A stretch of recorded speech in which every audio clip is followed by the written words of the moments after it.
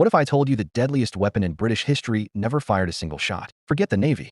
Forget the Redcoats. Britain's true superpower was something far less glamorous. Money. Specifically, the ability to borrow it faster and cheaper than anyone else on Earth. Here's how it worked. In 1694, England was broke. Constant wars with France had drained the treasury dry. So a group of merchants proposed something radical. A national bank that would lend the government money and in return, get the power to issue notes backed by that debt. The Bank of England was born. This single institution changed everything. For the first time, government debt wasn't just a liability. It was a tradable, sellable, investable asset. Wealthy citizens could buy government bonds, earn steady interest, and trust that they'd get their money back, because the entire British state now stood behind that promise. The effect was staggering. Britain could suddenly borrow enormous sums at low interest rates, while rival powers like France paid brutal rates just to stay afloat. By the 1700s, this gap became decisive. France had bigger armies. Spain had more gold flowing in from its colonies. But neither could sustain long wars the way Britain could, because neither had built a financial system investors actually trusted. Every major British victory afterward, from the 7 Years' War to the fight against Napoleon,